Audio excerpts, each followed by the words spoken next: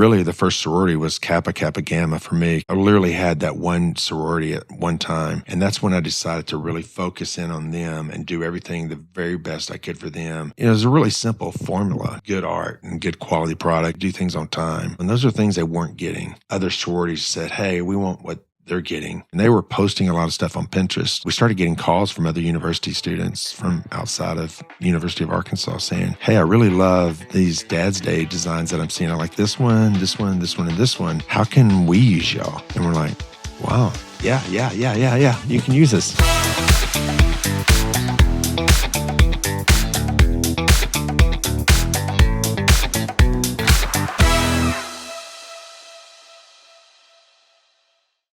Good morning, Ben, or shall I say Dad? You should say Dad.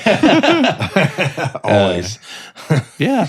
No, this is, it's special for me getting to sit down and, listen to you tell, one of my heroes, getting to tell your story with everybody. So it's special. I was thinking kind of before we get rolling here, obviously, you've had a lot of different seasons, whatnot. Maybe kick us off. One of the main things I feel like I learned from you in particular more than anything was failure, which people don't want to talk about as much. Failure, how do you fail? Why is it important? And how do you learn from failure? That's a good question. That's something actually, first of all, I just want to say thank you for having me on the show, Cameron. I mean, I'm proud of you, proud of Nick, just the whole podcast deal that y'all are doing, and it's just incredible. And it's an honor, honestly, to be on this. Like, this is one of the highest honors. I mean, other people have asked me to do things, but this is the highest honor. So I really appreciate that. So, but to answer your question about failure, I would say now that I have grandkids, Josie is a good example of this, but I had the joy of keeping my grandkids here for a week while you and your wife were away.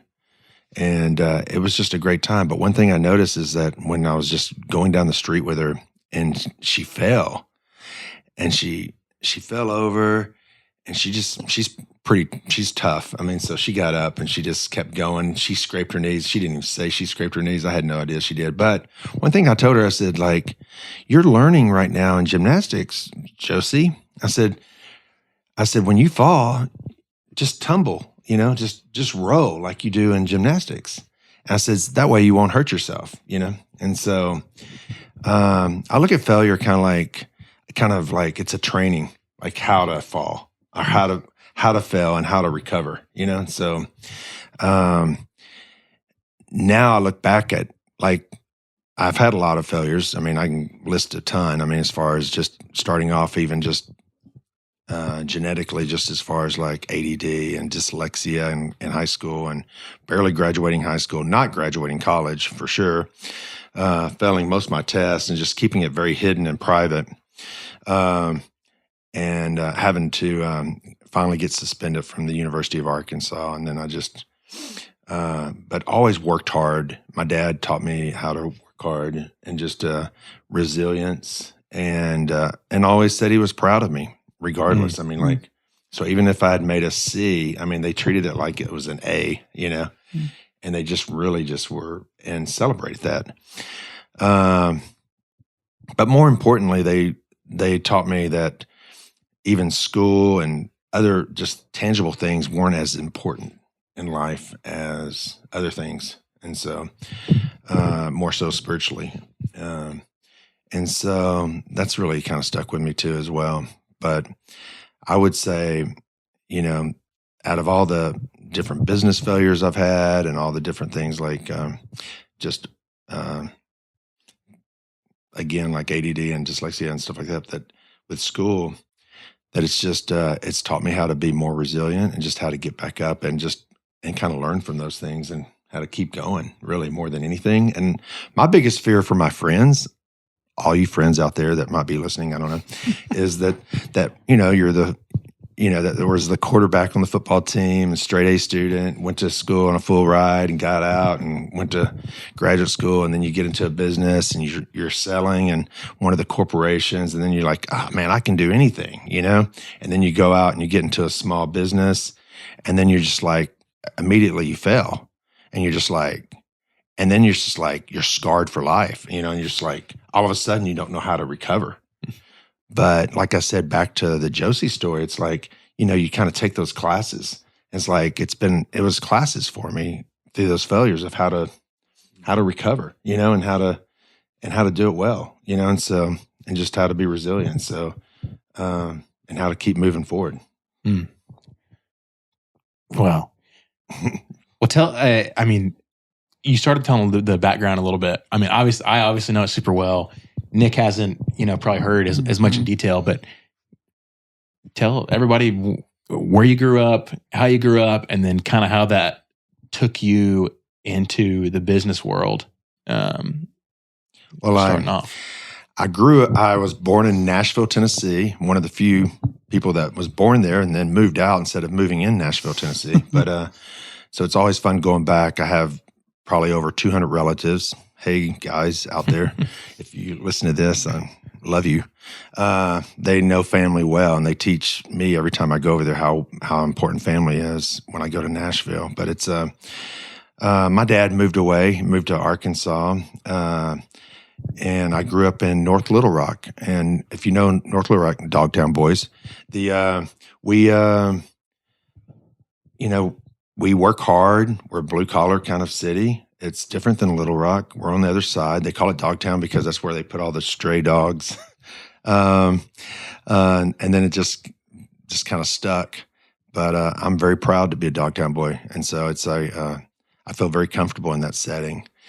But my dad at an early age, I was kind of the classic guy that I threw a newspaper when I was in third grade, fourth grade, fifth grade, sixth grade. And then by the time I was in seventh grade, I worked at the local, just a little called the Catfish Hoe down the street and washed dishes for a couple of years until I turned 15. And then my brothers were working at a really nice steakhouse that I really wanted to work at. And I remember interviewing with them, and they only hire 16 and up to be busboys. And so I went in there to the interview and they said, "How old are you?" And I said, 15. They said, "Oh, did you say 16? And I said, "Yes, 16. They said, "Okay."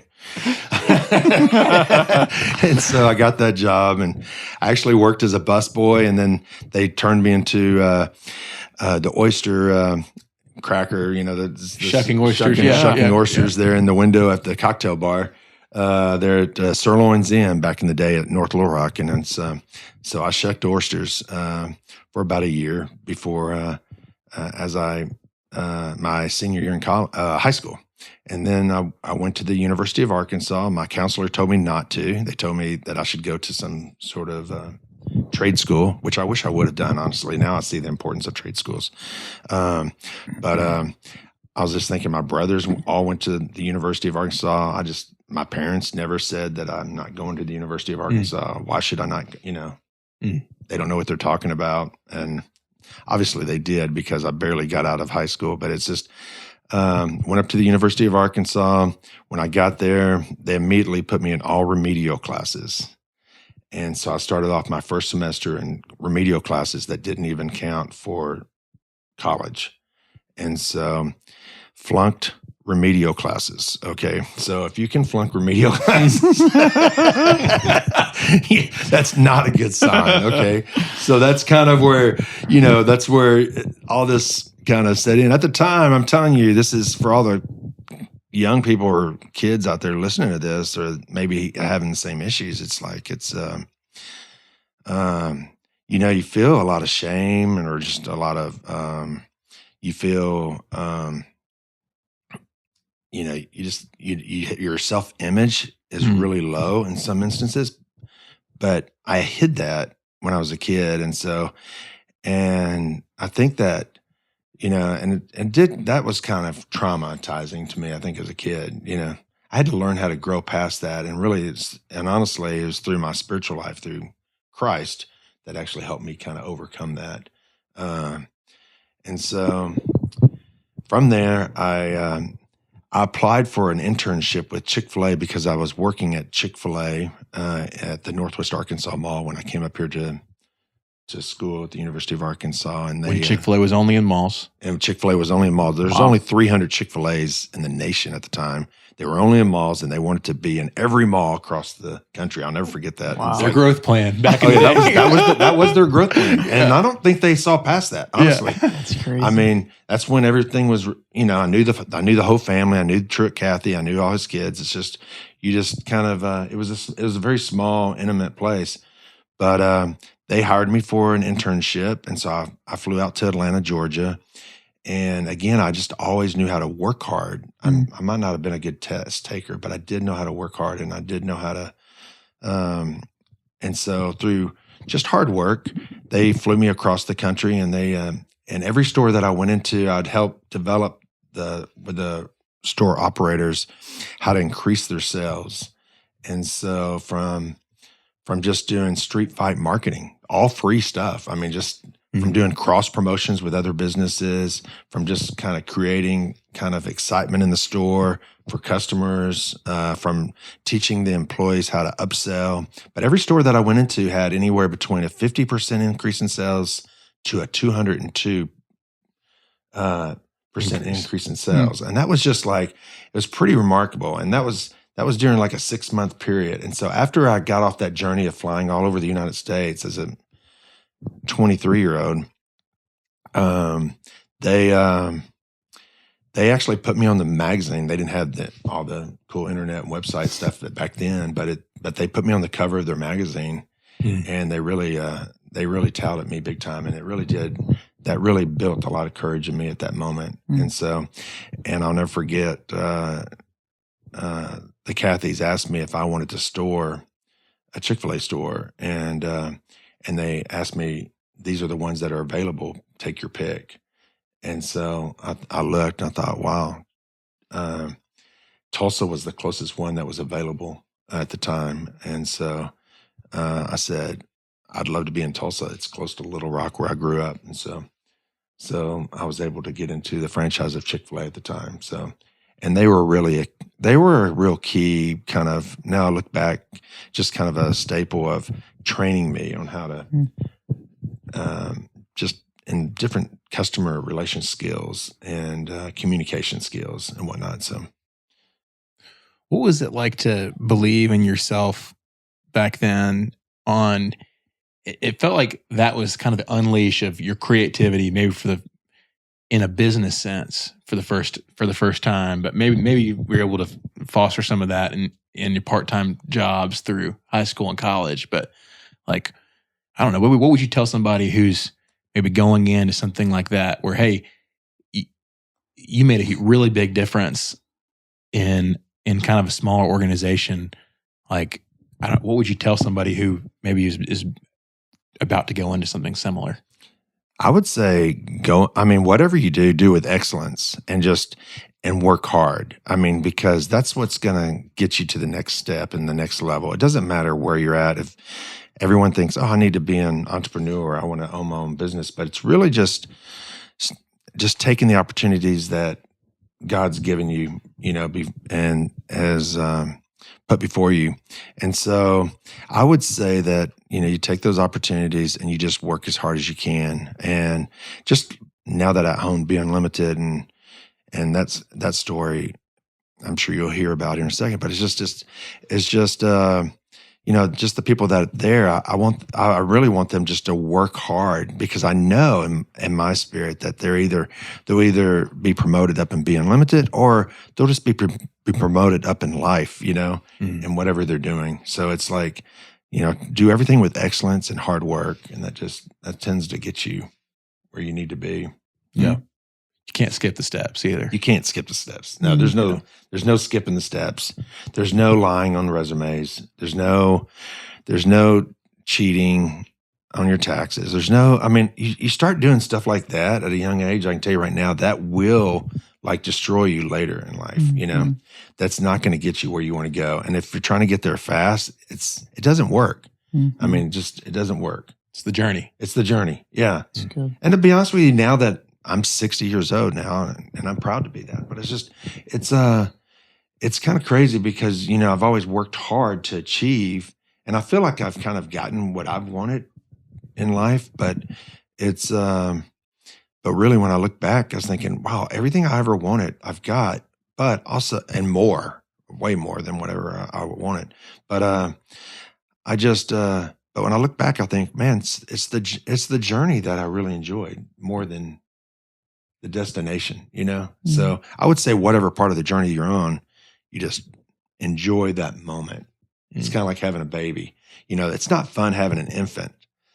I mean, and changing that diaper every hour, type of deal. But man, just enjoy that moment because that is gone in a second. And and just celebrate all those little things. So what was after Chick-fil-A? What was so you got the store in Tulsa? Got the store in Tulsa. I had two best friends kind of on both sides of me, and I had introduced them together, and they had decided to start a business in a t-shirt company down in Little Rock.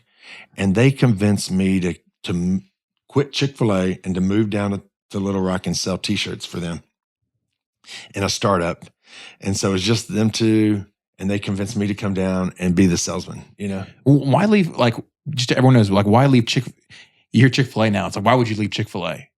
What? I know, it's right? Not the same. Chick-fil-A is not Chick-fil-A as it was back then. And then Tulsa was in a really weird state of oil the economy. Recession. Yeah, it was in definitely a deep recession, maybe in a depression, because when you walked in Woodland Hills Mall, those that know Tulsa, I mean, back in the early 90s, the stores were boarded up. Wow. It was dead. People weren't buying things. Homes were in foreclosure everywhere, all over Tulsa. Something to do with the oil business there, and just it. So anyway, so it was just a weird time to be in Tulsa, and it was and business wasn't great either. Yeah. Even with Chick-fil-A, it wasn't great. I mean, that's the days of when you would stand out front of your store sampling the chicken, trying to get people to try it so they would come back. And I did a lot of that. That's great. And then Little Rock, got the opportunity, new startup. It was in t-shirt business. Yes. And just worked. I mean, I remember just every day, my two best friends, they would have me build. They really had it pretty structured because they worked for another printing company, a paper printing company or a paper company. And they kind of used their systems when they first started their company they were both salespeople. And so they wanted to replicate that in their company. And so I had a call sheet, and I'd have to list out all the people I talked to that day, their names, their phone numbers, and the response that I got. And I would hand that piece of paper in every day. And I think I had to have, gosh, I don't know how many calls, but it was, somewhere between 10 and 30 calls a day that I would have to do. And that's, it's pretty tough. And so I wanted to do things with excellence and try to do things right. And so I would go out, and sometimes it would be just a gas station. I'd just go up and say, hey, do you need t-shirts? Or sometimes, I mean, it was just, we were just spreading a net out. We didn't have any equipment. We had a designer, and that was about it at the time. So then they were purchasing. They purchased some equipment, and anyway, I did that for 5 years there with them at Inc. Enterprises, actually down in Little Rock, and both of them are both dear friends and definitely play a big part in my story. And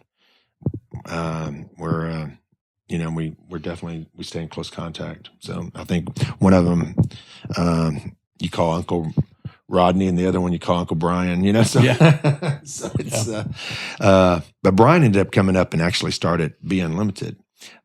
He left Inc. Enterprises and moved up to Fayetteville and started Inc. Enterprise, B-Unlimtied. And then I moved up shortly after that, about a year later, and I just kind of started I was just kind of casting nets and started a little marketing company and was doing painting and doing whatever it took just to kind of make some ends meet. And then one of the companies I was doing marketing for was Corky's Ribs and Barbecue and the Riley's Hamburgers places, and for this investment group out of Little Rock. And none of their places were slowly kind of dying and not making profit. And so I agreed to buy out their debt to be able to become 51% partner in that deal. And And what I quickly learned is that one is that it wasn't Chick-fil-A and I didn't have all that support. And I really wasn't a true operator like I thought I was for a restaurant. And so I could never get that restaurant out of the red. And so after a few years, I had to close it down. It was a big failure in my life. I mean, it seemed like an overwhelming failure. I had to claim bankruptcy at that time. And it was funny, it was like for $70,000, you know. But it was, you know, it was and one thing I learned in that scenario right there is I remember just some of that 3 years, I put my whole heart in that business. I would have tattooed Corky's Ribs and Barbecue on my arm. I was just like doing everything I could, and I was just to survive. And after that, the lesson I really learned there is that after coming out of a deep depression, after it was all over, is that you just don't put your identity in your business. And that's not where your identity comes from, you know? And so that was a huge lesson, and it still sticks to me to this day. So yeah, don't put your identity in your business. Anything else you'd tell folks, like going through, I mean, in the middle of a bankruptcy, going into one, coming out of one, what would you tell somebody? Right I'm sure you have a family then too. Oh, yeah. I had 3 kids. Yeah. I had Cameron was. I mean, Cameron. You were like 14 or something, right? Or how old were you? No, I was younger. I think I was in elementary school. Elementary. Okay. Yeah. So yeah, I mean, I had a family back then. We were. We lived up in Springdale. We lived in a very small house in Springdale with a little 1-car garage.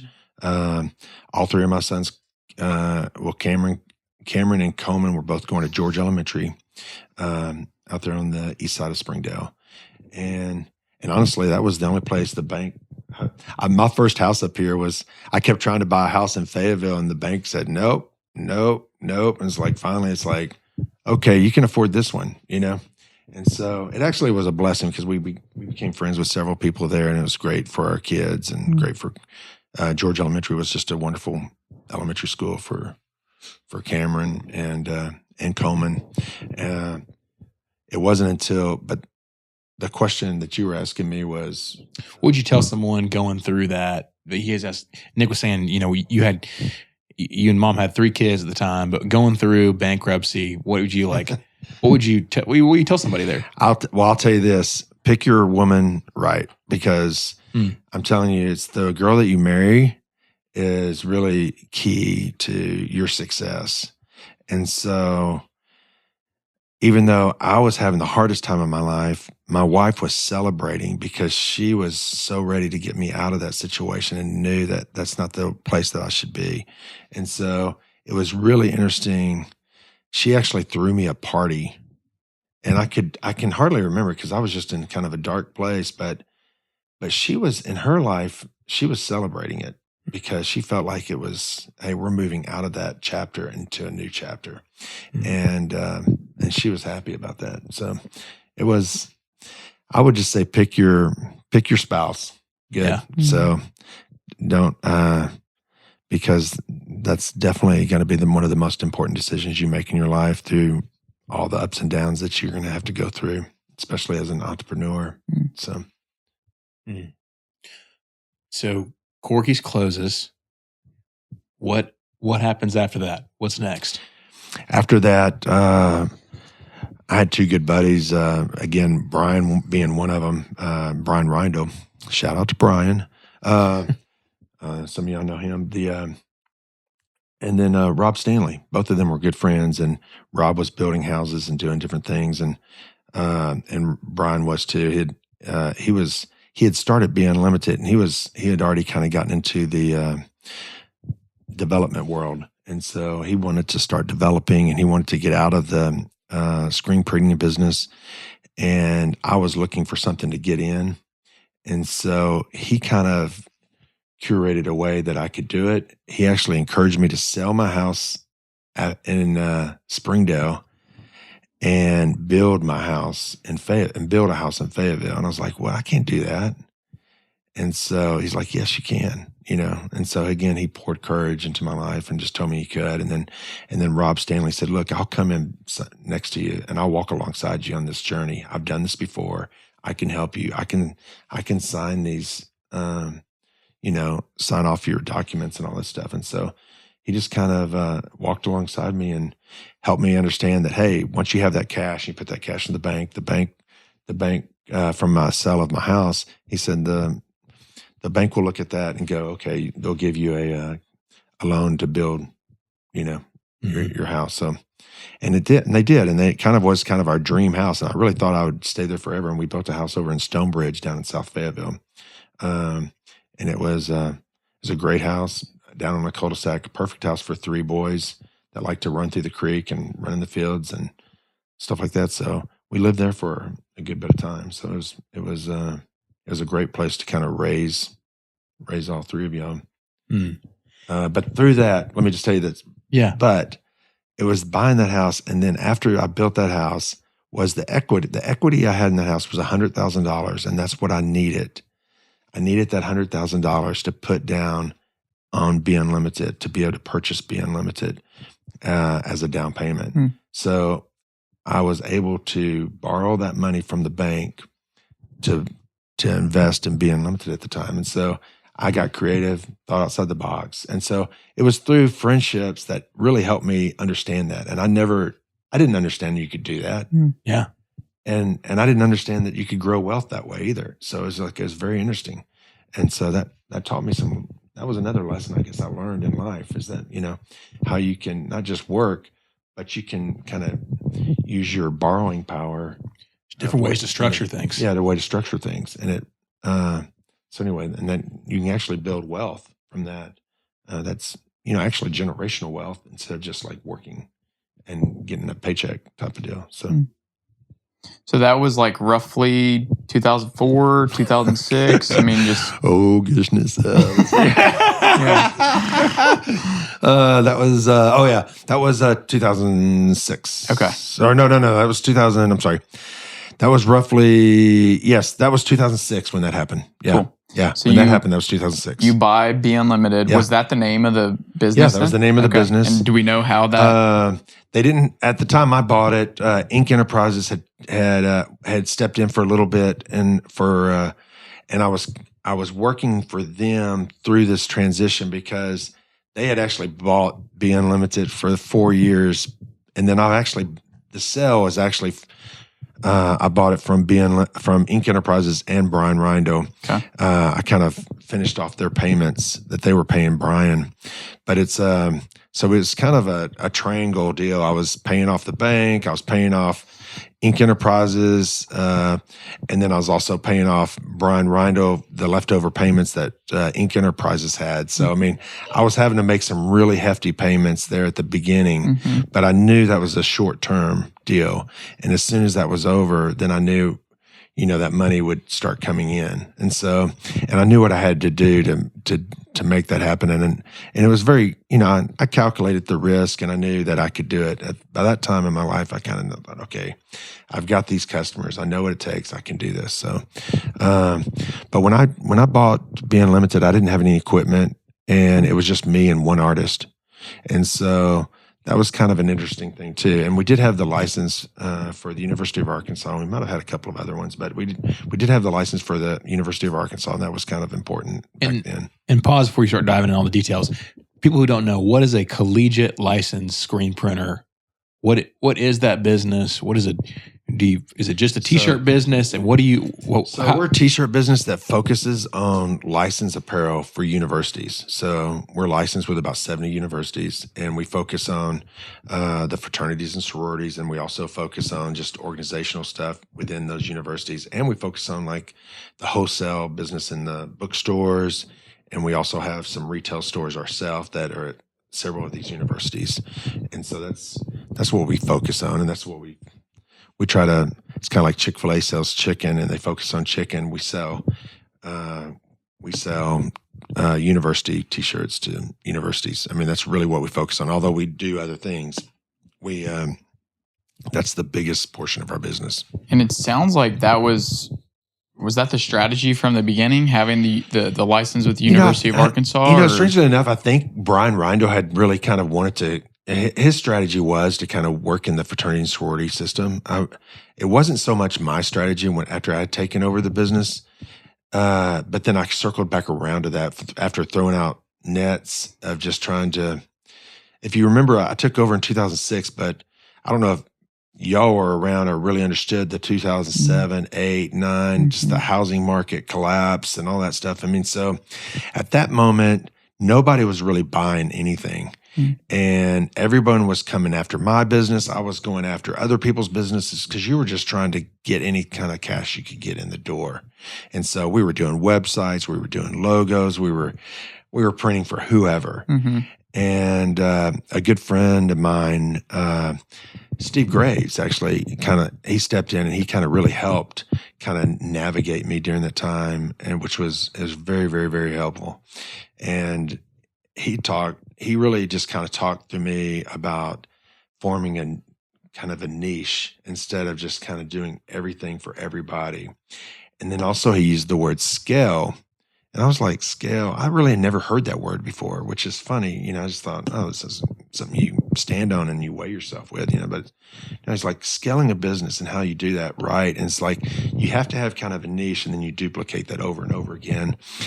And so we started scaling when we, through really the first sorority was Kappa Kappa Gamma for me, because I literally had that one sorority at one time. And that's when I decided to really focus in on them and do everything the very best I could for them and see how we could do it better than anyone else. And then from that, other sororities said, hey, we want what they're getting. And so then we started getting other sororities, tried out Chi Omega here at the University of Arkansas. And so it was just, it was a really simple formula. I mean, it's just really good art really was one thing that they wanted, and good quality product. And they wanted us to do what we said we would do things on time. If they needed it by Friday, they wanted it on Friday, And those are things they weren't getting from other places. And they wanted an easy payment processing. And back then in the day, there wasn't Shopify. So if you can imagine, I would just take a stack of checks from all the university kids and cash, and you just get like this huge stack, and you're just like, I'd have to go through it, and they would mark on the check like extra large, and I'd have to like tally it all up. It was crazy. But so that's how it used to be. And then so from there, we actually we got on a platform that doesn't even exist anymore, but it was one of the early platforms, and we started. We used that for Kappa, and then we started duplicating that. We got all of the university chapters, and then from there Pinterest came out, and Facebook and Instagram, and we didn't have any of that at the business and didn't really see the importance of it. But the girls knew, and the college students knew, and they were posting a lot of stuff on Pinterest. They were posting their shirts and then bragging about them. And we started getting calls from other university students from outside of the University of Arkansas saying, hey, I really love these Dad's Day designs that I'm seeing. I like this one, this one, this one, and this one. How can we use y'all? And we're like, wow, okay. So it's like, yeah, you can use this. Yeah, we would love to. So it's like, so we'd have to get a hold of the university, and we would get a license with them saying, hey, you got a student body that wants to use our company. Can we get licensed with y'all? And so anyway, we'd have to go through the formal process of getting licensed first. And then we would start printing for them. And then slowly at that university, they all started using us from those houses, seeing us, We never did the kind of the university reps or anything like that. We did everything right here in Fayetteville, Arkansas, just under one roof. And as we started gaining more customers, I'd have to hire another employee or another artist or another, something, so it's just. And when you say artist, can you talk about how important that is to your business? I think people hear the word artist, that can mean a million different things. So what does that mean at B-Unlimited? Really, because we didn't have, the way we started off not having, equipment that really kind of helped us know how to form a art house. And so we really started off through just being an art house that actually farmed out screen printing after we did design work.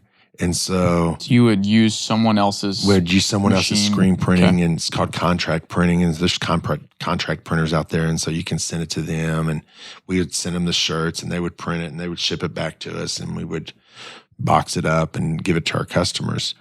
And the customers were more concerned about the design, and so we had the connections, we had the licenses to be able to get that business, and then we would use these contract printers to help print the jobs.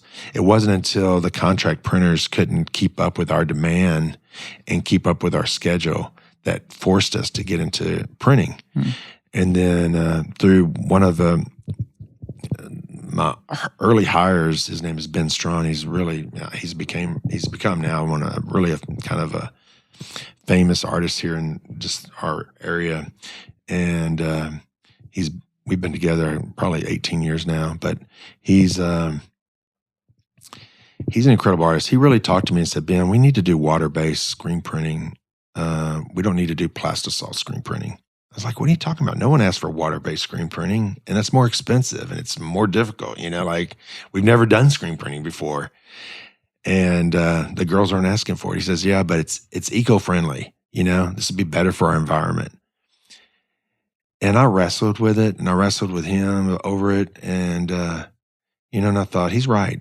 We should do water-based screen printing.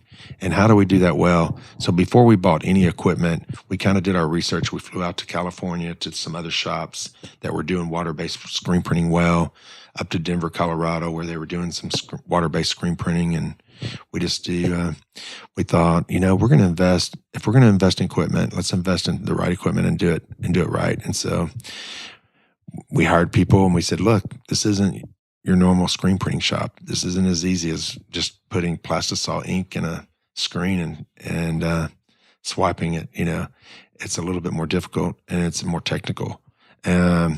So they would agree that, okay, I'm ready for the challenge. And so they came on board, and they really helped formate what we have now, as a water-based screen printing shop. And we've actually had the pleasure of even holding like a Origins is what we call it, but it's a water-based training for other shops in our shop to kind of encourage them to switch over to water-based inks, and what I didn't know at the time is that being the salesman and marketer that I am, but it's just is that water-based screen printing is so much softer.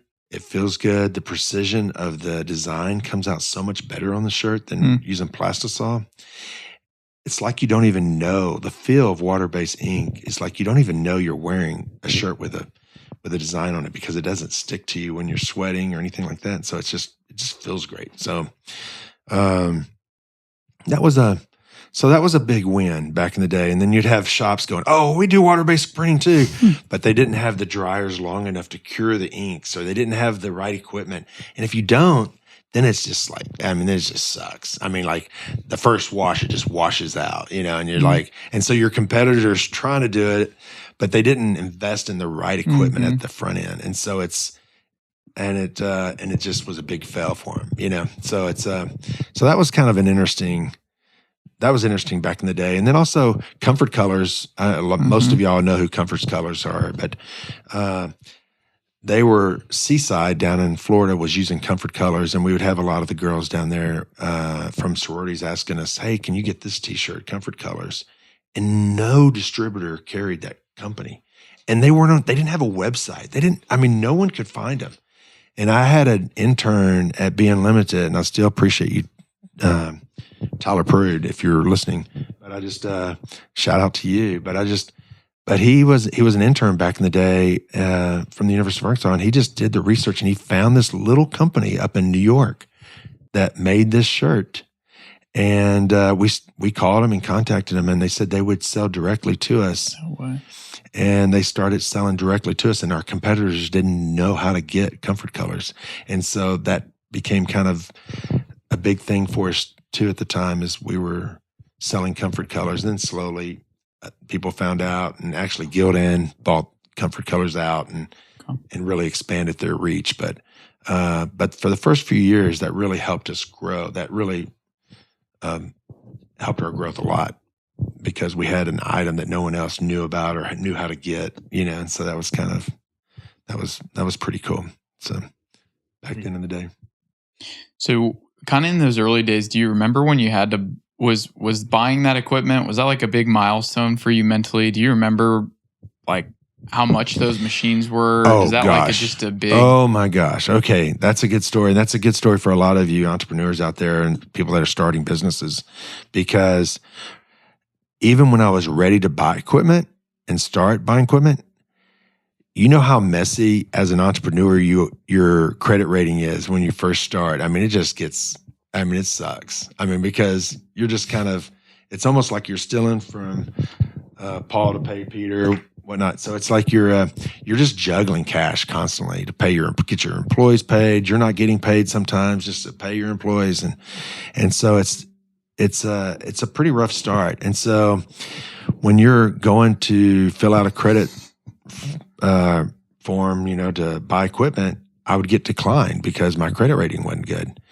And then I would even go to a leasing company, which I hate to say this, leasing companies love to Take advantage of it. They just take Yeah. advantage of it. Yeah. It's like they just really. Yeah. I mean, it's not like they. I mean, it's because people need them, and Sure. so I even went to them, and they said no, and they said, but a year later I went back, and I kept working on my credit and just trying to get it better. And so as soon as my credit was good enough for a leasing company, I bought my first piece of equipment, and I forget how much it was. It wasn't probably that much. It's probably like around 50 grand or something, but it was, I bought my first piece of equipment, but really they owned it. The leasing company owns it, and you have to pay this lease out. And then at the end of your payments, so I probably bought it for 100 grand, and, Yeah. and honestly, it was really hard making those payments every month, but I did that. And then by the time I finished with them, I didn't need to use a leasing company anymore. I could use a bank, and I could get proper credit, interest rates and whatnot. So, and then that was huge too as well. So, we rented a space for a long time too as well. But I remember when we needed a bigger space, couldn't afford the rent in a bigger space, and so I kind of had my eye on a space down in South Fayetteville. It was a skate park, and I knew that it was in bankruptcy. An indoor skate park. Indoor skate park is what it was, and at the time, and it was it had gotten shut down, kind of like I had done earlier in my career as well. So I understood, and actually the guy that owned that was a good friend of mine, and so it was disheartening to see because I'd gone through that, so I knew exactly what he was going through, and but also I knew we couldn't afford the building at its normal rate, But so we were looking for something like that was in bankruptcy that we could bid on, and I remember to this day the bank was called Iberia. Now it's First Horizon, but Keaton Smith. Thank you, Keaton. I just want to tell you a shout out to him because honestly, he was a really good guy in small business at the time, and it still is. I see him just advocate for small businesses and for affordable housing and things like that. But for me, he said, "Hey, the president of our bank is coming to town, and he's kind of ride with me one day." I said, "Is there any way you could get him to come over to this building that's in foreclosure, and I could meet y'all there?" And he said, "Yeah, I think I can. Let me see." And so he calls me back and says, "Yeah, I've got this time slot. I can meet you there at 10 a.m. in the morning." And I was like, "Great." So I'm like, "Great. I don't own the building. I've got the president of Iberia Bank coming up from New Orleans, and my loan officer at Iberia Bank here locally is coming over there." And Keaton couldn't do any more for me because I just didn't have the credit or didn't have the ability. But and in the back of my mind, I knew that the president could kind of override, like everything, and so I knew I had to have my A game on. So I literally went over there. I broke into that building, and literally at the time it was it was a wreck. I mean, there was homeless people living in there and stuff too as well at that moment. I mean, and you would see needles and stuff. I mean, it kind of got in really bad shape. I mean, it was, it had closed down from the skate park, and it was just kind of everything was overgrown and it was in a bad shape. But I had made these poster boards and really a clear vision for where we were headed sales-wise, and then what the vision was for that building for B-Unlimtied. And I remember setting up a table, setting up 3 chairs, putting up an easel, and having several of these big poster boards set up for my meeting with the president. And he had no idea what he was about to walk into.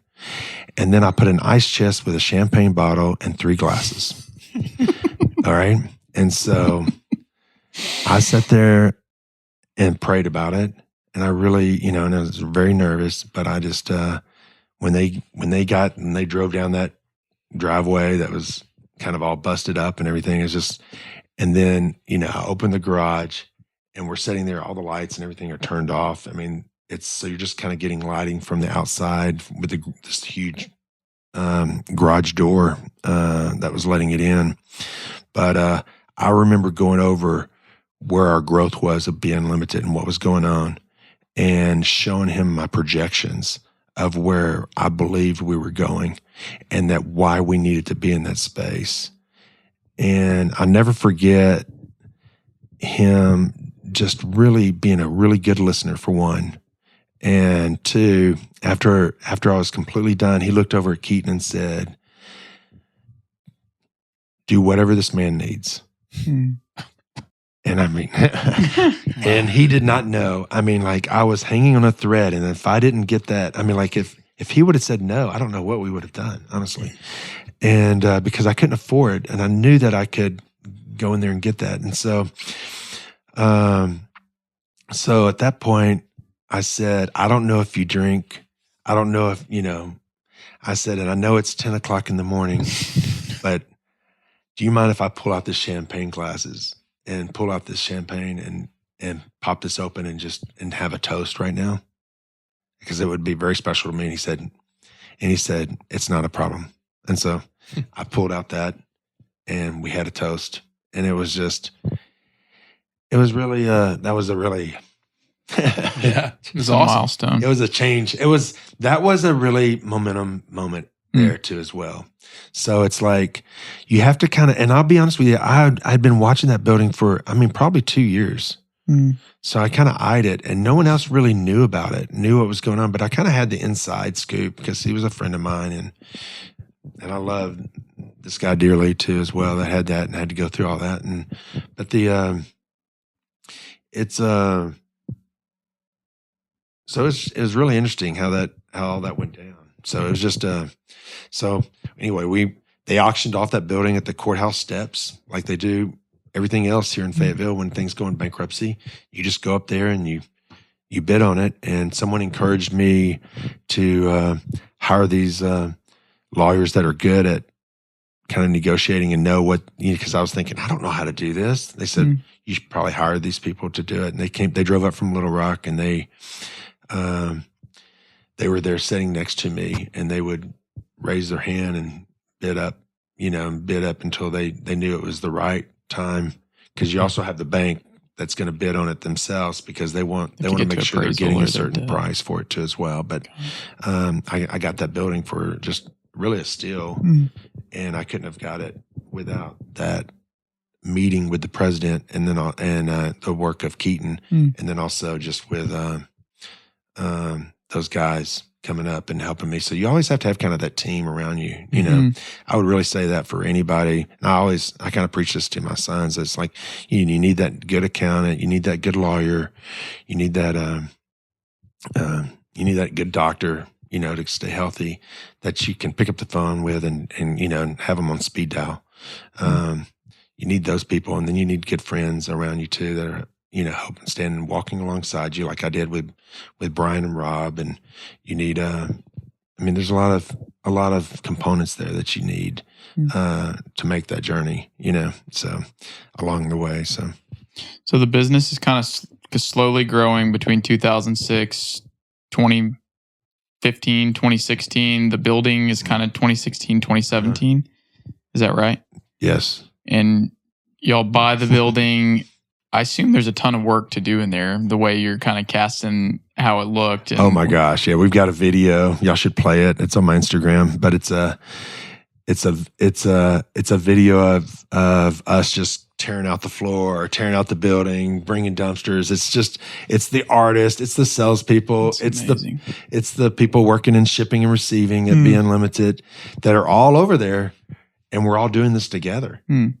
And what a great team building thing. But because, I barely got in the building, and now it's like, okay, how do we make it ours? And so we just had to do all the pulling out the refrigerators. I mean, Cameron was working there at the time. What was that like, Cameron, for you? I mean, like, well, I mean, I think the important thing that, I hope people get out of this is you are like, one of your top superpowers is being an authentic leader, and it rallies people. It like somehow just everyone who was there that day felt it felt like they owned the building. Like, in all reality, they had no ownership in the building or whatever. But if you would ask, anybody there, like, this is our building, it's like, this is our place. I just think that was one. I'm never going to forget just who you are, and to this day, and then I've been through all those seasons, just this authentic visionary leader that is putting here's the projections, Mr. Banker, here's where we're going, team, and here's how we're going to get there too, but and being okay showing the bumps in the road, because that's what really mobilizes people, it gets people excited, bought in on everything. Oh yeah. But yeah, it was a special. I remember tearing out the ramps, the skate ramps. And I think some of us thought we could bring skateboards and relive the Tony Hawk video games. Oh yeah. But there was that going on too. It was a lot of fun. It was a lot of fun. It was it felt like a new chapter, and it felt like B-Unlimtied kind of being more just established in in the business community and the university community. Hey, these are two really big buildings. There's a lot of capacity here. We're here to stay. We're a competitor. It's on. It's happening. Oh yeah. And talk about that a little. Talk about the building a little bit, and then talk about what you could fit in that building and how that worked through your plan to scale. Because so the headquarters is 10,000-ish square feet, and then you've got 20,000 square feet of warehouse around it for the machines, or kind of. Gosh, I always have to. We have. I think it's around. We have probably around 35,000 square feet total right there in that area. I believe I'm saying that right. I think it's 35,000. Yeah. Okay. Yeah. And so it's that actually, when I first got that, I thought, okay, the way I'm going to pay for this is that I'm going to rent that small building out that's next to the big building. And as soon as we moved in there, we needed the small building. I mean, it's like our growth was just happening super fast. And so, and that wasn't, I'm telling you all these things. It's also developing a good team. That was when it was real important. Those hires were real important all along the way. And just hiring the right person for the right jobs and the right positions, and getting, back in the day, I'd always say I'd hire nice people, and I really encourage people to hire nice people, because it was, I didn't want to work with, a-hosts or whatever, so it's like I just wanted to work with, I'm sorry, Nobody wants to be around jerks. Yeah, who wants to be around jerks? It's like I just wanted to work. I mean, and who, I don't want to put other people in a situation where they're having to work around jerks. So I just really tried to hire nice people that respected each other. It didn't matter. what your belief system was or what your political stance was or anything like that. It really mattered to me about just, were you respectful of others, And the more unique you were, the more fun it was actually too as well. So I love people in general. I love everybody, and I really do. And I like to surround myself with a lot of different people personally, and so with different ideas and ideologies and whatnot. And so it's just and then we really had a really good eclectic group, there. So we had people that could actually do it and enjoyed working together too as well. So it's good. So y'all get in that building. That sounds like, kind of reading the Talk Business Politics articles, et cetera. That's 2017 to 2019. Y'all are really like starting to scale. You used that word earlier. I think 2019, it was like 10 million in revenue was the big mark that y'all hit. So kind of talk about those years and what was going on, what allowed you guys to scale, the team that was in place at that time, all the different colleges, just kind of some of your big milestone memories from that time period. I can remember like during that time was again, just human resources, I guess is really the people that we hired that was real important. So I had formed kind of a pretty good innate ability to just know if they were going to be a good person or a good fit for B-Unlimited. And I could remember even like one particular guy who all of y'all know in this room, his name's Will Sneed. Shout out to Will. But I remember he was the president of SAE at the time, and I just thought, man, I really like this guy. He just the energy and the positivity and just his work ethic and how he works. And even though I needed him a year earlier because we had already started growing, I thought I need him on our team, And I just remember being very intentional about like, going after him and just trying to like really develop a relationship with him and getting to meet. I met his parents and we really hit it. We really hit it off too as just friends. I mean, if the ones of y'all that know me and Will, I mean, like we're truly friends. I mean, but so during that time, he was able to he's a very strategic thinker, and he was able to kind of put that strategic thinking together and just kind of, if you're going to be successful, you've kind of got to stay up late at night and you have to figure it out, and you have to be willing to put in the time. And he was. Me and him traveled quite a bit all over the country to different universities and whatnot, and he was willing to put in that time. And I'm sure we laugh about it. I'm not sure Natalie, his wife, laughs about it because I pulled her away from him, and I remember him buying her a dog and to kind of give her somebody to have at home because he was just gone a lot. And Natalie, I'm so thankful for you. But I just I don't take you for granted at all. Because we had to put in a lot of time. I mean, it was a lot of time. It was hard work, And so we were gone a lot, but that's what it took to make it happen. And so it was some of that I look back at and I go, man, those were fun years. Those were great years. But then also some of it I look at and I go, oh man, there's a place where culture is great and it's fun and you enjoy being around everybody.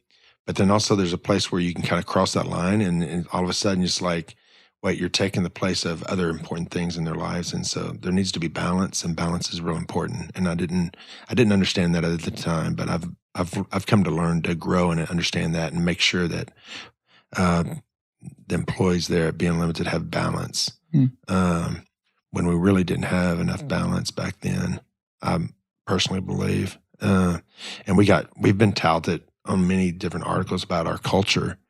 And because people just love working there, but also balance is real important in someone's life.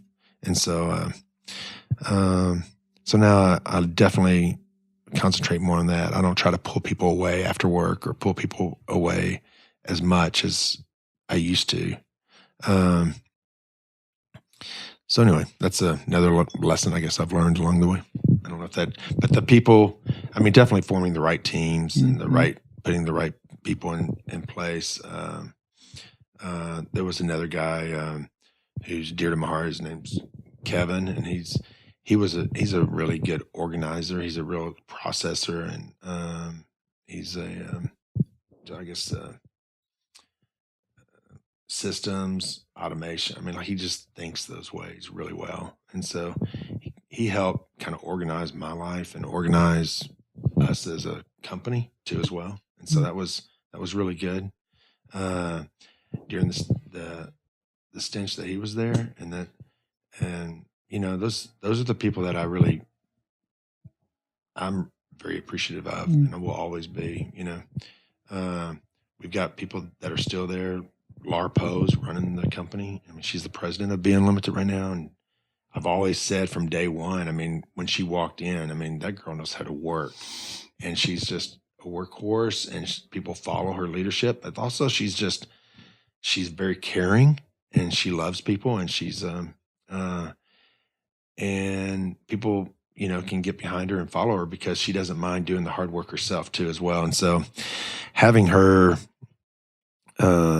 now as president of B-Unlimtied is pretty awesome because she's you know, we service females, and it's I've always thought that B-Unlimtied need to be ran by a woman too as well. I've always felt that way. I mean, because that's our customer base, and I love having the female kind of leadership there for that reason as well. Is the majority of the customer base sororities rather than fraternities? Yeah, the majority is definitely the sales come from sororities for us. Cool. And so having a lot of female leadership in our organization is really cool. Yeah. You know, so. Yeah, I think one thing I don't want us to gloss over, like the growth that happened, I'm sure some of it was word of mouth, but it's not like a business that's just getting a ton of inbound leads. I mean, it sounds like you were in the trenches. Like you were traveling to these colleges all across the U.S., staying in hotels, probably eating trash food. Oh yeah. Times, I don't know how many times you're doing that in a year. A lot. But I imagine that was really difficult. Oh yeah. So talk a little bit more about that so people can really get a grasp of what it was like to grow. That's a very different business model than some of the businesses that we've talked to. So, I mean, it was feet on the ground. I mean, it's like, you know, I had to go out there and shake hands, meet people. I'd have to meet the licensing directors of these universities. I'd have to meet the president of the sororities and the fraternities and the t-shirt chairs and the social chairs and sit down and talk with them, you know, and find out what their needs were. And you're talking, it's a lot. I mean, it's a lot, and they're spread out all across the country. And so you are doing a lot of traveling. And so definitely if you are going to do that, you want to do it with somebody that you enjoy being with and just kind of enjoy it and have fun doing it. And so we had a good time doing it. It was fun. I mean, when you're talking about a business like t-shirts, I mean, that's just like, you're talking about textile, you're talking about design, you're talking about color. I mean, you're talking about events, you're talking about kind of people's ideas and their thoughts and then turning them into something. It's a lot of fun. And then, so they're just one project after the next, and you're turning their ideas into something way beyond they've ever thought it could be. And so those were definitely fun years for sure, no doubt. And how were those years managing the business? Because I assume that's a ton of expenses traveling. And I don't know if it was just you and Will or if there was like a team of y'all traveling. Were there years where you're like, we spent a ton of money on travel? We never spent a ton of money. No, we didn't spend a ton of money. We did everything so cheap. I mean, like we'd all cram into one room. I mean, we'd eat McDonald's. I mean, we weren't spending money. Yeah. We weren't it wasn't like luxury, staying in luxury hotels and all that stuff. It was always funny to me to see other companies, and they're like, everyone got their own room and they were staying at these really nice hotels. And it was like, now there were some things I kind of splurged on, and that was probably we would go to a nice restaurant. I just kind of got into I really enjoyed sitting down and going into nice restaurants. And so I guess if there was places we did splurge, that was the one place that I splurged on. But we would always find ourselves in kind of the grunge bar or something like that, or just something that was cheap, dollar beer, or coffee shop, it's just drinking coffee. We were burning it at both ends, honestly, when you're dealing with university students, and they're always pushing the limits. And so you're having to be there alongside them, pushing the limits too as well. So it was pretty tough. And then is your customer in that business, is it pretty sticky? Not really, because it's like you got a new customer every year. Yeah. So, you're recreating it every year. So it's not like, okay, we've got such a great relationship with the Kappa Deltas up in Kentucky. And then you're just like, all of a sudden, it's like, well, it's a new girl this year. New t-shirt chair. Yeah, new t-shirt chair. And this other one moved away and she didn't even introduce us to the new one. Now we don't even know who she is. It's just like, okay, we're starting all over again. And so we had to learn how to do those transitions well, and, and how to connect that and those dots. And so we've learned a lot of lessons through that too as well. So it's anybody that's starting a t-shirt company that's wanting to compete, those things are important, so I love competition, by the way. Anybody that's listening that's a competitor, I know, I listen to other competitors' thing, but it's just like competition is so good because it just keeps making you better, and it just really does. And it's valuable for a customer that we have competitors because it keeps our prices low, it keeps us fair, but it also keeps us always wanting to do things better. So, and it challenges us, and they challenge our competitors challenge us. Especially in this day and age of just things developing so quickly. I remember Henry Ho, who owns a company here called Field Agent. He was another great just mentor friend of mine, and he just told me, Ben, if you're not changing every 5 years, this is a long time ago, every 5 years, if your business isn't changing, then you're going to die. And I thought, wow. And then it wasn't like long after that, and I got back to him. I said, Henry, if our business isn't changing every 3 years, we're going to die, And then, honestly, recently, it's like, Henry, if our business isn't changing every year and in constant change, we're going to die, So it has to be in constant change. And so that's something you always have to prepare your employees for, because you'll have employees going, well, we're always changing. Well, if we're not always changing, we're going to die, And so we have to always be changing. And so honestly, for all you competitors out there again, I just, use our old ways, use the ways that you see us, because we're already doing something different today anyway. So it doesn't really matter to me. So even me touting anything on this, podcast or anything, it's kind of funny because it's always developing and changing from the next year. So whatever it was last year, it's kind of like, there's really no secrets out there, but you just have to always kind of be, I guess the biggest secret is just always talking to your customers and asking them, what they want and what they need, and just making sure you're meeting their needs is kind of our biggest thing. So, and talk about, I don't know if there's anything else in that season you wanted to talk about. So that 2014, 2019, I was there a good chunk of that time. It was exciting. Business is growing. 2020, the merger with JCG kind of comes into the picture, and then also COVID kind of at this exact same time. A lot of transition, a lot of change.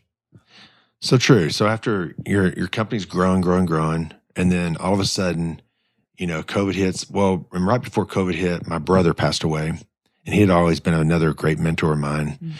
He owned several of the Chick-fil-A's up in Rogers and Bentonville, and his name was Scott Clark, and he was just a really dear friend and brother. His best man at my wedding, and just kind of a important place in my life, important role in my life.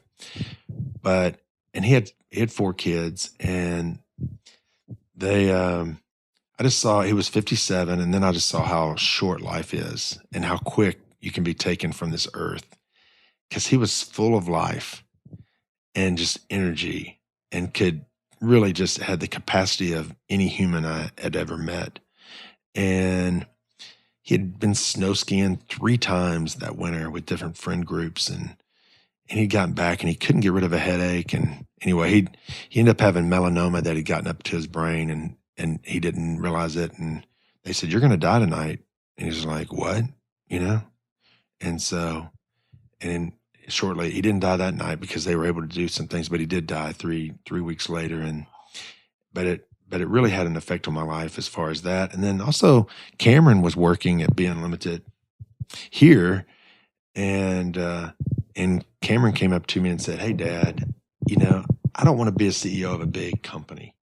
And that's kind of was his projection. He was kind of working his way in that way. And he says, "I want to go off and do my own thing." And I thought, that's great. Fine. I mean, like with all my kids, it's like, I just want you to do whatever you want to. I'd love for you to be here and let's work together, but also I want you to do whatever you want to do. And so, of course, you've gone on and made history. But then that just kind of freed me up to kind of think differently outside the box with B-Unlimtied. And we were looking at growth at that point. I was getting advised to like, hey, your growth is going to come from doing some acquisitions, doing some things like that. And so we started looking at acquiring some different businesses. And one of a competitor of mine in Oxford, Mississippi, actually was able to contact me through another friend that he met down in Florida. And his name's Nathan Lott. He owned JCG Apparel and JCG Apparel in Oxford, Mississippi. And we competed in that region. And we started talking about kind of an acquisition or merger, and just kind of saying, he said, "What would you think if we did a merger?" And I said, "That would be awesome." I'm thinking that, well, I didn't just say that off the bat. I was thinking, I've never had it. Well, what I said is, I really don't believe in business partners. I've seen 2 of my good friends kind of split up over a business deal, and it just really hurt. And I just don't want to have a business partner. I don't want to have to go through that, And he says, "I've got a business partner in another deal, and let me explain how that works." And he explained it to me beautifully. And I was thinking, really? Because I've never really had that. I never kind of saw that as a business partners before, that side of business partners. And so he explained it to me, and I prayed about it and thought about it and talked to Christine about it, and said, "Yeah, I think a merger would be good." And then they were a little bit smaller than B-Unlimtied at the time, and he said, "What would you think?" At kind of the last minute, he said, "What would you think if I bought 15% of your shares and we became 50-50 partners?" And I've never really taken anything off the plate of B-Unlimtied. I've always had to just pour everything back into B-Unlimtied, to help the growth of B-Unlimtied. And so I thought, I'm at the age and stage of life where I kind of want to take some off the plate. I'm not ready to retire. I don't even believe in retirement, honestly. I believe we're here put on this earth just to create, our whole life while we're here. But it's, but I did think I needed some rest, and I really felt like having a business partner was perfect timing.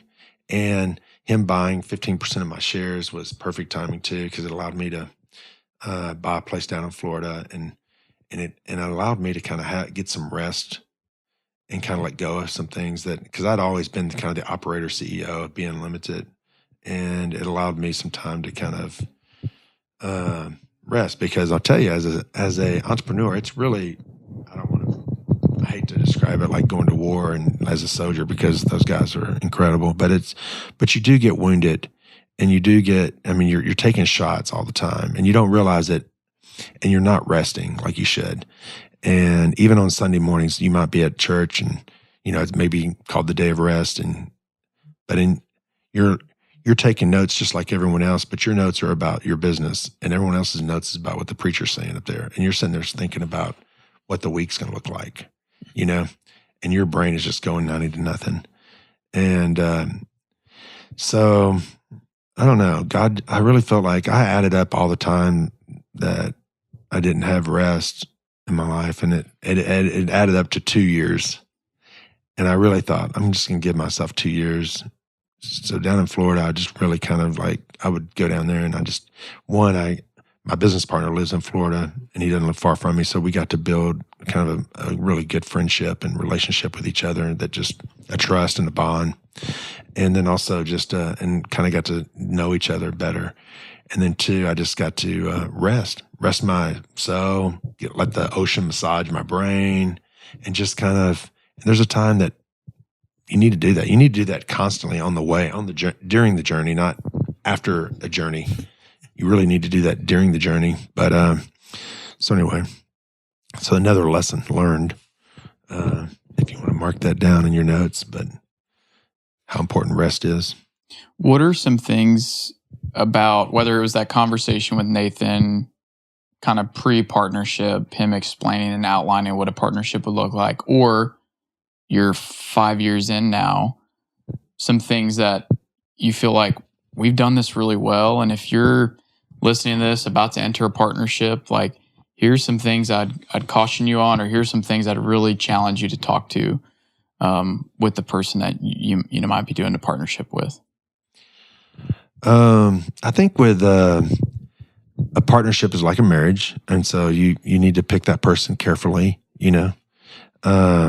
We've almost gone into some partnerships with some other people along the way, and we backed out of it.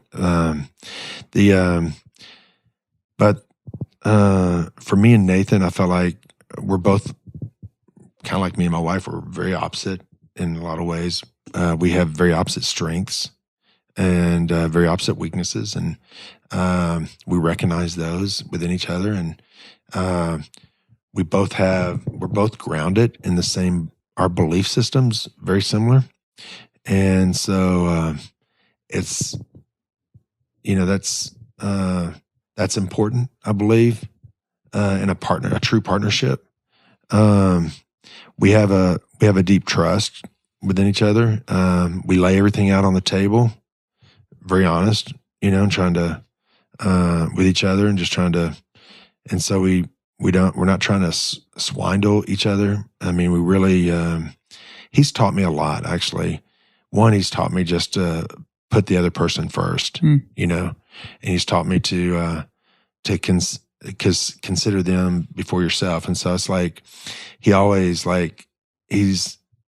treats others more important than himself. And then he does that in a partnership, which in return makes me want to do the same thing.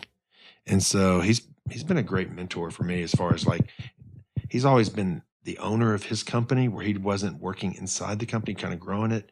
I always kind of worked inside the company. I was always considered the CEO of B-Unlimtied, and just kind of working in the company all those years before 2020. And then, and so then after that, it was just, he kind of taught me how to be an owner and not be an operator. And I needed that at this stage of my life anyway. So I enjoyed being an operator. I love operating and growing and doing that, structuring and hiring and all that stuff. But he's taught me how to be an owner well, and so that's good too as well. So I don't know. I think that again, somebody that is friendly and you like, and that you want to, because you're going to be. I mean, you want to look at it like you're spending the rest of your life with them. I mean, so. Regardless if you do or don't, it's not like a marriage, but it's also, it's still business, but it's but you want to treat it like someone I enjoy being with too as well. And so we do a lot together, so it's somebody I really do enjoy hanging out with. That's good. And then their business at the time y'all merged, 2020-ish, was primarily brick and mortar retail stores in SEC kind of country. Is that correct? No, they did retail better than we did. Okay. They didn't have, I forget how many retail stores. I think they had 4 retail stores at the time. And then they were doing the same thing we were doing too as well, where we kind of outshined them, I think, is the art. They had a hard time getting artists and just And they really looked at our art a lot and went, wow. I mean, I think that was kind of the biggest thing for them, is that they looked at the art. And so, and me and Nathan's relationship, honestly, is like, it's almost like a handshake deal. I mean, we pretty much just, I've got a picture of when we agreed to be a partner. And that was, I mean, before any kind of like document or anything like that was even signed. I mean, that was really when it was signed. It didn't, everything else didn't matter, you know? I'm trying to, and, you know, and a lot of prayer went into that too, as well, you know, consideration. And we both, I think he had a sign that really was kind of staggering, because we both kind of like, okay, well, you want to buy 15%, this is how much it's going to be. How much do you think it's worth? And how much do you think? Because, I mean, you know, it's only worth what someone's willing to pay and what someone's willing to give it up for too, as well. And so we both just had that same number in our head, which was, I mean, like we both, it's almost like we wrote it down, we slid a piece of paper across the table and unveiled it, and we both had the same number. That's crazy. You know? And then it was like he had, and I remember him telling me that he had been dealing in the stock market and stuff, and had a lot of prayer and just thinking, Lord, if you can show me a sign that I'm supposed to do this. And so, and he asked God, he said, if you can raise my stock to this amount, you know, and we were literally sitting there that day, and he kept looking down at his phone, and the stock right then rose to right there at that amount. And it was just, I mean, it was almost like those moments, you know, when you ask your wife to marry you, or you kind of do those different moments in your life, those kind of, you're putting a nail in the ground. I mean, they have to be kind of divine intervention, you know, type of deals. So, I mean, it's not just, those aren't just like, you can work hard and all that stuff, but there's certain moments that are just divine interventions. And that was one for us there that day. So. It's awesome. So what, and that merger, that was kind of around COVID time. So I think let's talk a little bit about that. I mean, you're doing t-shirts for colleges. I don't know how many at this point, a couple hundred all across the nation, or 50, whatever that number is across the nation. COVID happens, functions get shut down, events get shut down. Kind of what happens to the business? Walk us through those emotions. I mean, we're pretty fast to act. I mean, I remember us coming to my house here and going like, hey,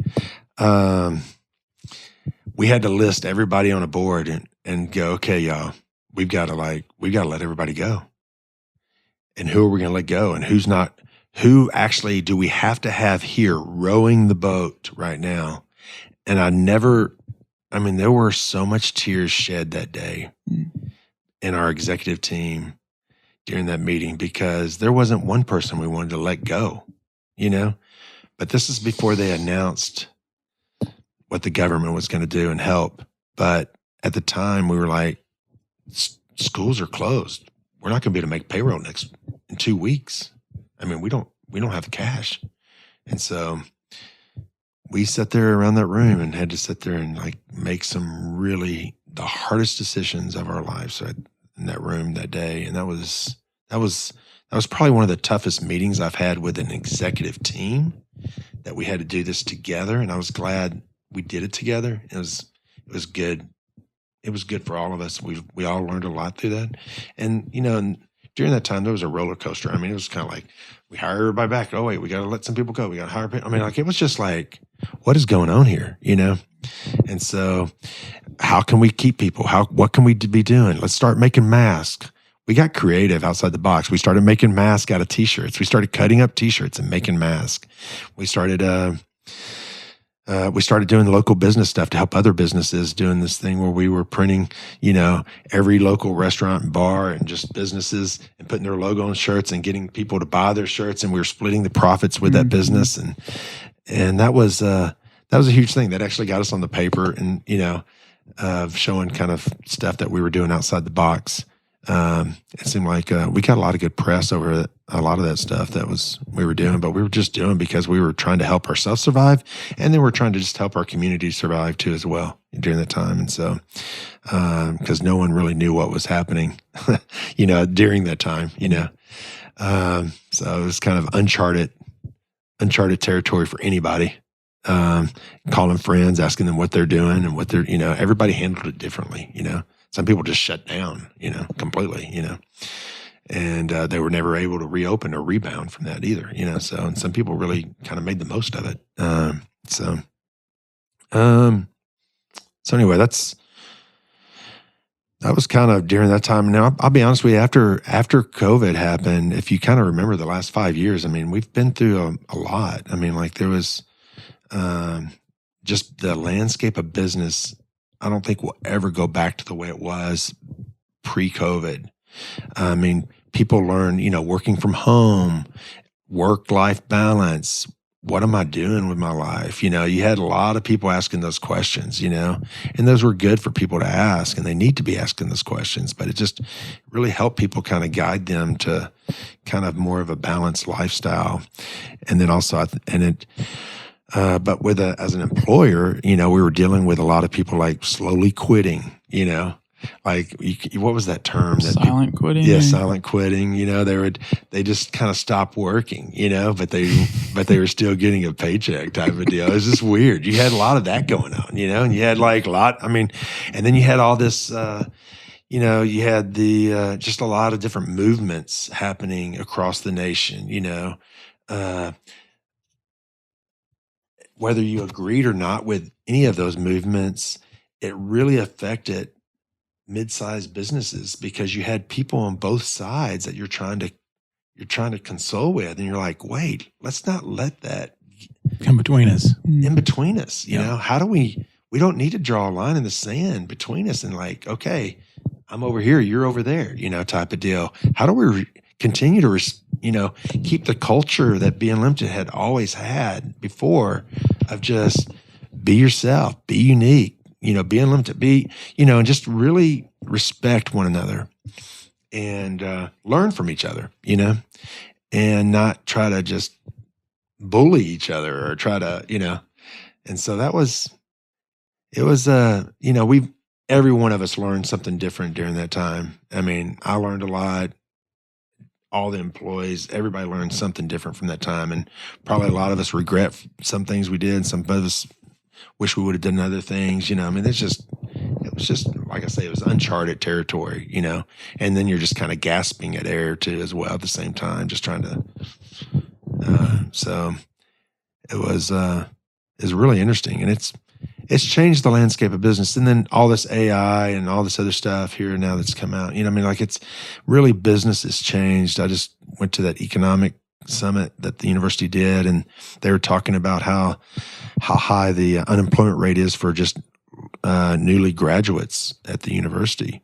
I don't know if it's the highest it's ever been, but it's higher than it's been in a long time. And it's and that's one of the highest groups, I guess, out of all unemployment. One of the highest groups is just recently grads, which is interesting. But it's because AI has taken on place a lot of the jobs that they were kind of those entry level positions. AI is able to do now, and so there's those positions don't last. So really, I mean, a lot of those people are having to just go work for free, or go do, and learn. Get so an they internship. can get an internship, or go back to school and get some more training or something. Or, but it's so it's interesting. Or take a job that they normally wouldn't take, maybe. So yeah. What are the wins and challenges of the last couple of years? Call it, Laura steps into the CEO route. It kind of feels like more of the last couple of years. Kind of feels like more of the now, where we're at with the business, if you feel like that. Now, I mean, the business is like, we're really kind of, I mean, we kind of got into we were continuing to do business like we used to do business back in the day, and that wasn't getting us where it used to get us. And so we had to make a lot of changes to kind of it's almost like I almost feel like we're in a new stage, a new chapter of B-Unlimtied. Wow, I don't feel like it. I know we are. And I see that across the board with a lot of businesses where they've had to make a lot of changes.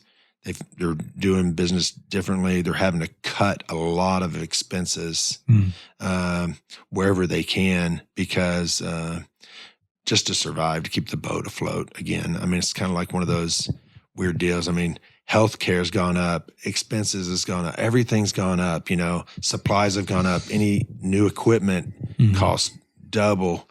We bought some land to build a new building down in South Fayetteville, and what we got quoted on originally, and then what it was going to cost after that, after COVID, was just crazy. And then the interest rates went up, and it's like, okay, it's just our payment for that building went double of what it was going to be. And what it was going to be in the beginning was already kind of pushing it, and we're like, we can do this though, we're growing, it's like, so we've had to kind of slow roll that and kind of rethink when's the right time to start building, than what it was 5 years ago, honestly. I mean, so we're still planning on it, but just kind of just trying to figure out the appropriate time and when that is. So right now, I mean, it's more for us is we've kind of we had grown through all those really high growth years,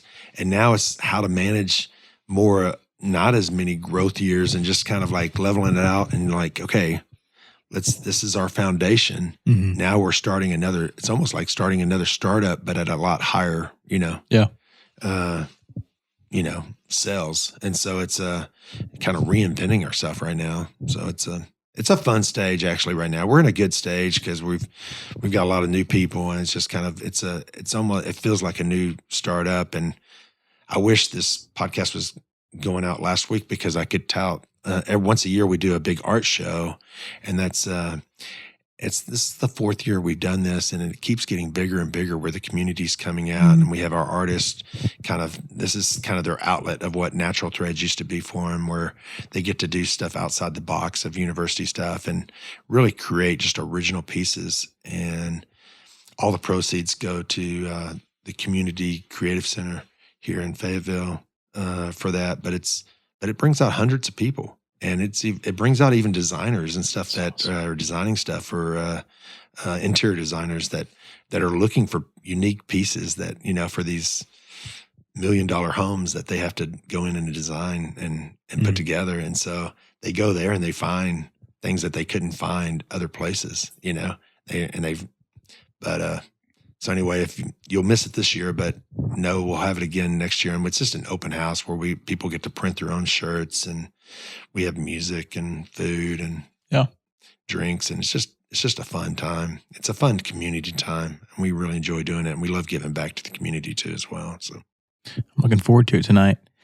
We'll talk. I don't know if there's anything else there you wanted to on which part gauge on, and kind of this current phase. I wanted to talk more on the future. Yeah.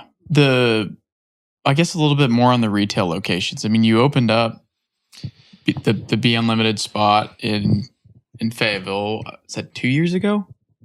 Yeah. Off of Block Street. Yeah. Like, was that? I mean, that's based off the other retail spaces that we have in Oxford and Starksville and Baton Rouge, and we had in Gainesville and in over in Georgia, Athens. But it's based off of those stores, and then really that's a way that we can. It's a good distribution center for us. It's a good place for us to for the girls to be able to come in and buy university gear for the games and whatnot. So it's a fun outlet for us too as well. So that's really growing. And then we acquired the 30A brand, apparel brand in Florida exclusively so we do all the 30A. So if you vacation down on 30A in that area, we recently took it over about a year ago, and we've been elevating that brand. And we have several different retail stores down there too, as well, along 30A, and then we wholesale a lot of that product within those different locations and different stores there in 30A. So do you own the brand, or you license the brand and own the we own distribution? We exclusively own the brand for apparel rights. Okay. So it's not, so we pay, it's pretty much like university stuff, but we pay a royalty for it, but we're exclusive on that one, where it's not like we have competitors that are, we actually have to pay the leases and pay the employees and all that stuff. And so, but it's a cool thing that's happening down there on 30A. Would love going down there. And yeah, and I think I want to talk on the now. So you found yourself kind of back in the beginning startup phase of a new venture. Oh yeah. So obviously B-Unlimited is sailing. You're in the owner's seat there, and then Bold Creators. What's this? You've kind of come out of this phase of rest, and now you're focused on. I've got a lot of energy, and thankful to again my business partner Nathan, and thankful for Laura Poe running B-Unlimited, that it gives me the time and the energy and the just the capacity, I guess, more so than anything. Just to I went over to Uganda 3 years ago, was able to talk to some businessmen, and really saw Ugandans, the average age of Ugandans, 78% of Ugandans are under the age of 30. And now with Elon Musk bringing internet to all of Africa, and you've got these just incredible, talented, smart learners, workforce that's coming up out of Africa, that is, and that has the resilience, because they've learned what it takes, and they have the grit, resilience and grit. I mean, those are things they should be classes at the university, honestly, because those are two things that a formula for success right there. And if you've got a nation with resilience and grit, and at a young population like that, you're going to see some cool things happening out of that country. And so it's been really cool. Last year, I was able to take a group of entrepreneur-minded guys over there, and we worked with 50 Ugandans in the entrepreneurial world, just to help walk alongside them and elevate them into their businesses. And so I'm taking another group this year. We actually leave in about a month, but right now we all meet together every week. Every Tuesday morning we meet. There's 60 of us on this Zoom call, and we split up into 7 groups, and we're going through the Work Matters material, and that's just about the core values of a Christian businessman. It's really any business person. I mean, it's like it's just love, integrity, balance, all the things we've talked about really on this podcast. I mean, just servant leadership. I mean, just things that if you want to be a successful entrepreneur or businessman, I mean, these are the core. You have to have these core values. They have to be innate inside of you. And so, we kind of start off there and get to know each other through kind of a more organic way, and so then we travel over there, and we go through their businesses, and we get to tour their businesses and talk about their challenges, and then we have a business retreat, a 3-day business retreat. Actually, this year, Donnie Smith, one of the ex-CEOs of Tyson's, coming over, and he's speaking, and we've got a lot of, honestly, we've got a lot of just great people coming over this year. That's going over there with me, and I'm real excited about this trip. So, and just the relationships that I've formed. If you haven't formed any relationships with any people from Africa, and especially the country of Uganda, I strongly encourage you to, because it will change your life. Wow. I was going to kind of start wrapping us up here. Sure. It's really special for me to have for you to come on today. So it's very really special for me too, Cam. I really awesome. appreciate it. Thanks I had no idea y'all would ask me to come on here. I'm not really it's the founders of NWA, and just like any marriage, everything's always changing. So you're always a founder in a sense, you know. Brian Rundle founded B-Unlimtied.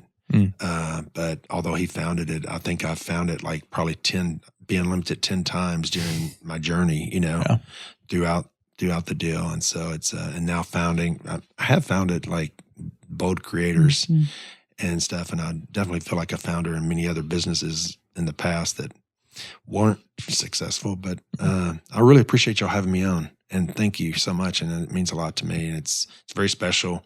Nick, thank you for allowing me to be on here with my son. And y'all are doing an excellent job. And I really appreciate it. Yeah, thanks. Well, we got 2 last questions for you that we ask every guest at the end of end of it. What's my favorite ice cream? No. I wish they were that easy. Oh, gosh. No. Why? So Northwest Arkansas Founders, why build a business in Northwest Arkansas? Oh, I can tell you right now. Yeah. I hit a gold mine raising 3 sons in Northwest Arkansas because I feel like right now at any age, honestly, I mean, you can be my age and go out and start a business right now. But right now you're in the golden years of Northwest Arkansas with the influx of people coming in and just it's in a new chapter. I mean, it's a place where you would want to come and start. I mean, it's thriving, and any place that's thriving is a great place to start a business and to start your journey. I mean, you have a lot more. It's kind of like when you see like McDonald's or Chick-fil-A and things like that, they all run the same way, but the location matters. Location does matter. And I'm telling you, Northwest Arkansas, you're seeing some of the brightest people move in here and start things. And it's just to walk alongside and kind of, and do your journey alongside of those people. And it's a magical thing for success, actually. So, Well, and then on success, how do you define success? What success is? I define success being able to sit here next to my son in this podcast right now. And I don't care anything else. This is true success right here. So that's it. I feel it too. I feel it too. Yeah. Well, one of the things we do at the end of every episode is we like to highlight some of the biggest things that we learned from you. But I think I usually do it. Today, I think Cameron's going to do it, which is a surprise to him. But that's why we do this. We do it so that it's raw and that people can truly learn from you. It's not scripted. There was no, pre-screening or anything. So Cam, if you want to share some of the biggest things you've learned from your dad through the lens of business, I think we'd all learn from that. So, yeah, I think we talked about one very beginning. It's okay to fail. Failure is part of life. It's part of the journey, and like embrace it and I think you as a dad and a business, I've gotten to see you as been the dad, been the CEO, been the visionary, been the owner, all the different things, but the authentic leader kind of comes across all of those, and like, it's okay to fail, embrace it, learn from it. Don't be afraid of it. Don't be a fool, but it's all right. You can be who you are. And that's who God made. God made you who you are to be who you are, not somebody else. If you're trying to be somebody else, then it's not going to work out. Yeah. And then we've said the word probably 4 or 5 times now, but the journey is what it's about. Like what you were saying earlier, there's every stage has its sweet sides and its hard sides, and if you're going to be an entrepreneur, part of it's getting kicked in the nuts a lot, and it's like just being able to keep going and keep moving forward. But I mean, I could sit here and talk for another hour on all these things, but love you, Dad. Thank you for coming on. I love you, Cameron. Appreciate it. Thank you. Absolutely. Well, how can people find out more about B-Unlimtied or more reach out to you, Ben? I'm a big Instagrammer, or I used to be anyway. I don't Instagram as much as I used to, but I just the LinkedIn. I'm going to start trying to do LinkedIn a little bit more, so you can look me up on LinkedIn. Also, just B-Unlimited. It's b-unlimited.com is our website. Get on that website, or if you're interested in being part of Bold Creators, that's boldcreators.org, and seeing what we're doing there. So I appreciate y'all very much. Yeah. Thank you. Thanks for coming. Yeah, thank you.